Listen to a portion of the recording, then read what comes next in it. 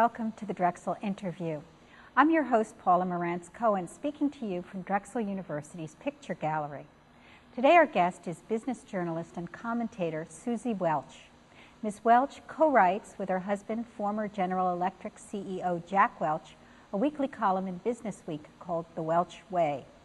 She's also author with him of the bestsellers Winning and Winning the Answers.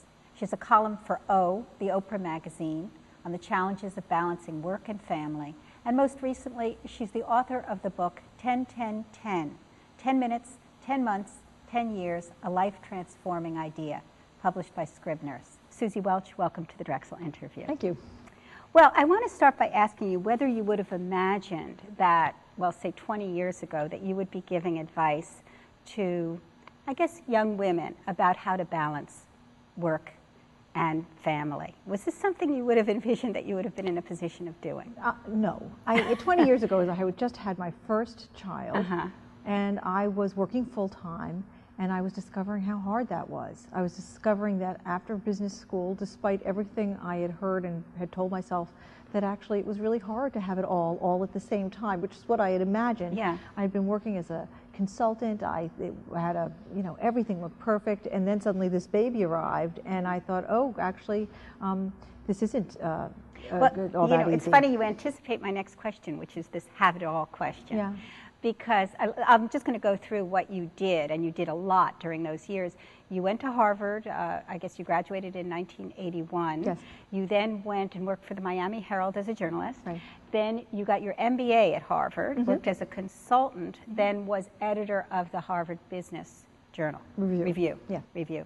And then during this period, or perhaps toward the end, you started having children. You married, and you had 4 children. I actually had my children when I was a consultant at Bain & Company. So I started having my children as I was still a consultant right after business school. After your MBA. Right, Okay. and then all the children were born by the time I went to go work at the Harvard Business Review. And in fact, one of the reasons I went to work at the Harvard Business Review was that when I went for my interview, I was recruited, and I was being interviewed by the editor, and consulting full-time with 4 children under the age of 4. Or 5 at one point, was the unbelievable challenge with all the travel. And I said to her, does this job at the Harvard Business Review have any travel? And she looked at me very sadly because she thought that I wanted travel. And she said, at the beginning, I'm afraid not. And I said, I'll take it. So. Well, still, even without travel, yeah.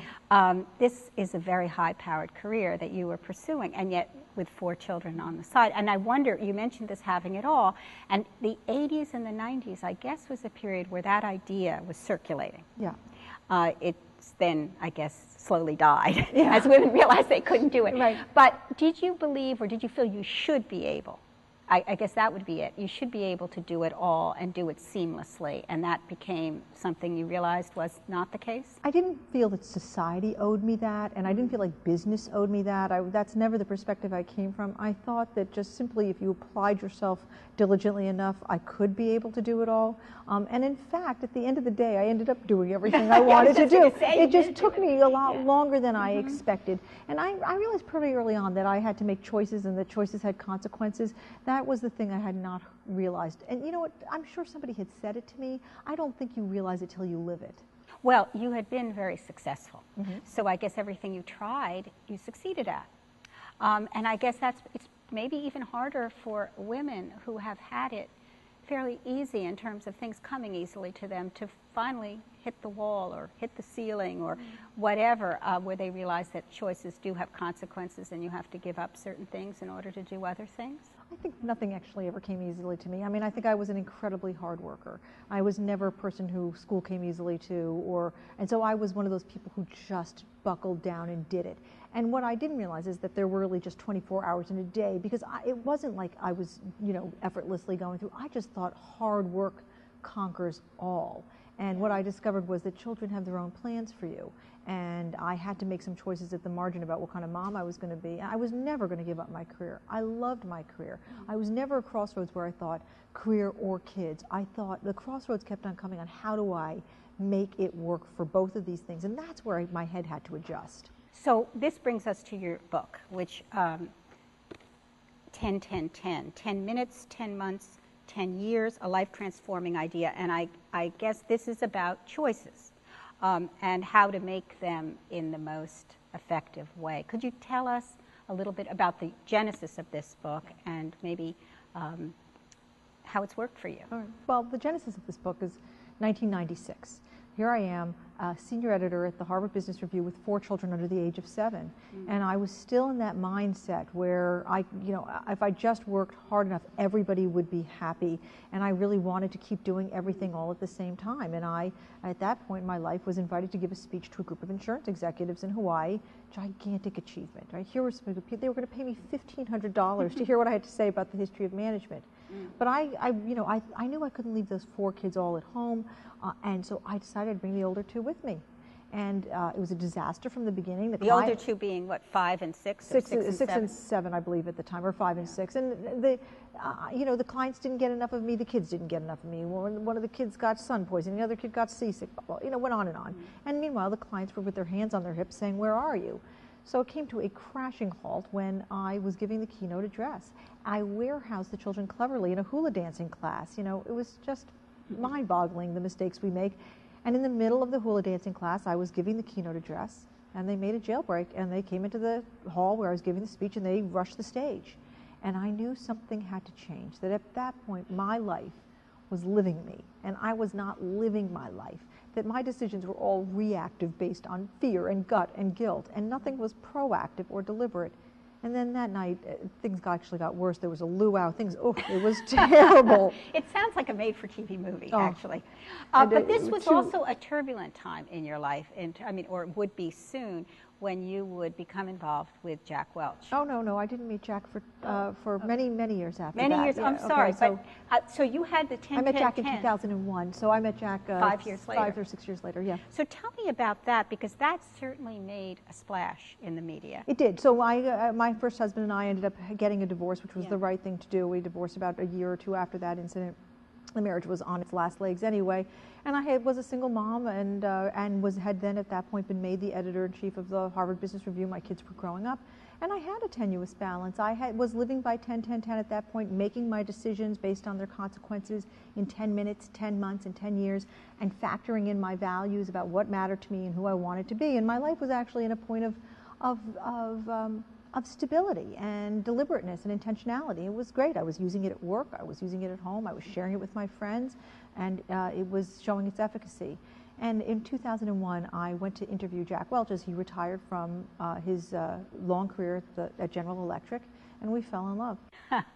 So you fell in love. Was it a coup de foudre, as they say? Yeah, it was. I love at first sight, yeah. Really. And you have said in this book that you actually did use this method in determining how you were going to, what your future was with him, or was that not? I didn't use it, and in the book what I describe is how I did and didn't use it in that period. I mean, I spectacularly did not use it because events overwhelmed me. At the time it was a media event, and we just sort of were paralyzed by the media event, and we have 10-10-10 retrospectively saying, we should have gone public more quickly and said, please get over yourselves. We're in love and we're going to get married. And instead we hunkered down, which is not that's not an atypical response. People do that.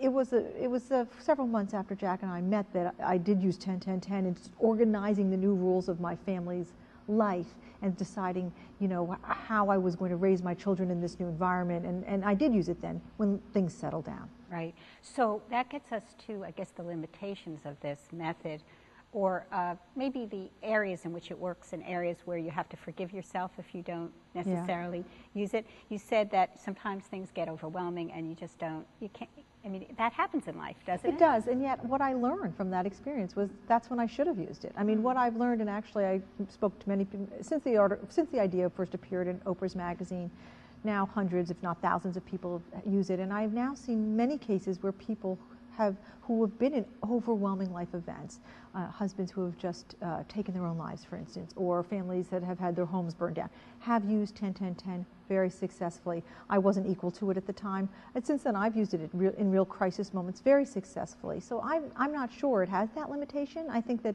10-10-10 did not fail me. I failed it.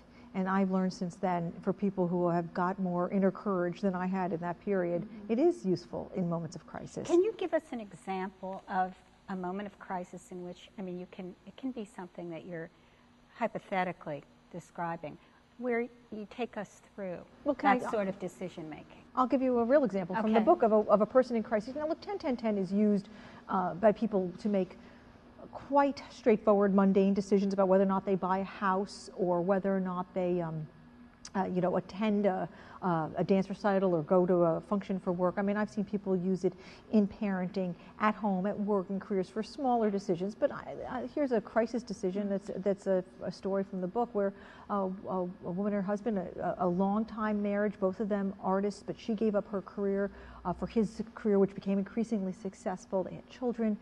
When his career took off, they moved to a better part of New York City, bought a condo, and he unfortunately had a long struggle with drugs.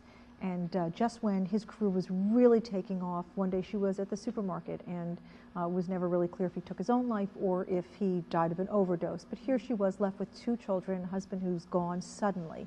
Yeah. And she just stumbled through life for a while. I mean, the shock was enormous. They were in their early 40s.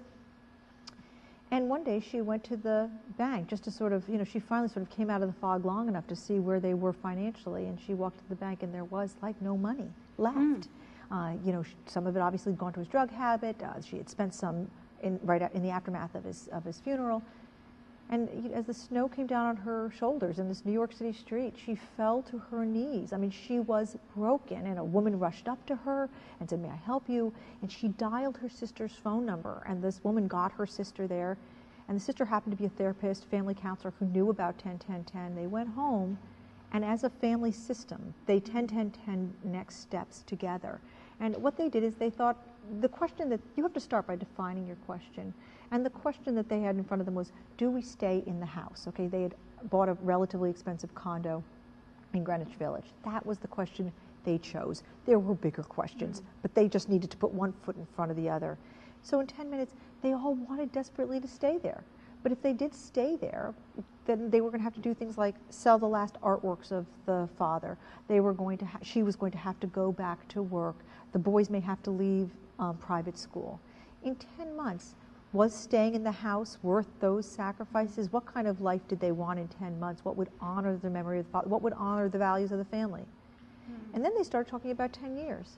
And she was just paralyzed, saying, I don't even know a life in 10 years. But what happened? Her 2 boys started piping up about all their dreams for 10 years. The boys had moved on, and she hadn't. And for the first time, she was forced to hear what those boys were saying about their lives together in 10 years. They were going to go to college. They were going to backpack. She suddenly had to confront the fact that she was standing still, and she had to start making her decisions based on the dreams that those boys had. They decided to sell the place. It did have a nice proceed. The market was still high then.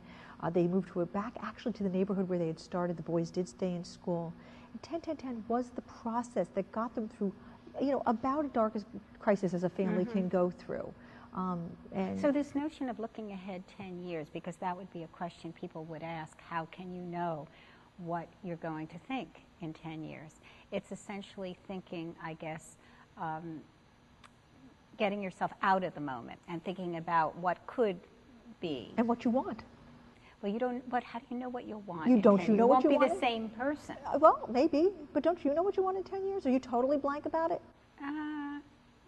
I'd have to think about it. I mean, I think that people, there is what you can imagine in 10 years, which is something, but not a lot. Yeah. Not very much. But also the life you want to create. I mean, I think that people generally have a notion that you can either be closer or farther away from that notion. I mean, in 10 years, for instance, I know I want to be working. I don't ever want to stop working, okay? In 10 years, I want to still be able to see my kids as often as they'll see me, okay? I mean, I know certain things about 10 years from now. Generally, I don't know what continent I'm going to be living on. I don't know what line of work necessarily.